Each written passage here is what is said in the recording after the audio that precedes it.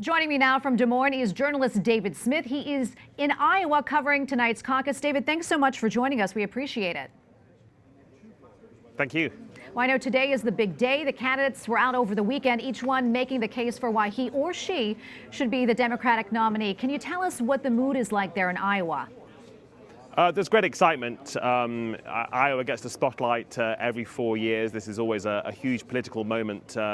And for Democrats, I think the stakes are even higher than normal, a point Joe Biden was making at his rally yesterday, because, of course, the incumbent is Donald Trump, hugely unpopular on the Democratic side. So you can feel the energy here, the determination to try and defeat him in November, but also some anxiety among Democrats. Are they going to make the right choice and choose the best candidate to do that? So we've heard a lot about electability. Yesterday I was at rallies for Pete Buttigieg and Biden, and they were both certainly making the case that they are best positioned to defeat Donald Trump. But obviously there's a long way to go after Iowa to determine that. David, can you explain to our viewers who may not be familiar how the caucus process works? It's complicated. First of all, it's worth remembering there's also caucuses tonight on the Republican side, where Donald Trump does face two challengers, but will cruise through. It's very uncompetitive, and that's just a fairly straightforward secret ballot. But on the Democratic side, where all the attention is, people literally gather in a room. It's like a community meeting, a neighborhood meeting, and they actually go and stand in a part of the room that's allocated to their candidate. It's a physical show of support, and you actually have to demonstrate to your neighbors, people who know you, who you're supporting.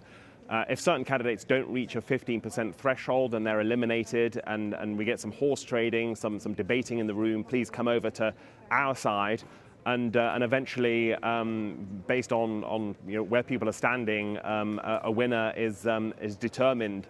And so we are potentially expecting tonight not a lot of clarity. It could get messy in terms of who gets the first choices, who gets the second allocation, how delegates are allocated. So don't necessarily expect a clean-cut winner. How important is a strong showing tonight for the candidates' political momentum? It's tremendously important. History has shown, there's a phrase, there are 3 tickets out of Iowa. Just very occasionally, the candidate who's finished 4th has managed to go on to claim the nomination. But really, if you're not in the top 3, you're in big trouble. That's why candidates spend a year or more campaigning here. They know it gives them tremendous momentum heading into the first primary in New Hampshire and then other states. And right now, it's seems to be a lot of momentum for Senator Bernie Sanders of Vermont. He could win both Iowa and New Hampshire, and then he would be the man to beat. And that's certainly worrying for Joe Biden and others. David, thanks so much for your insight. We appreciate it. David Smith, thank you for your preview.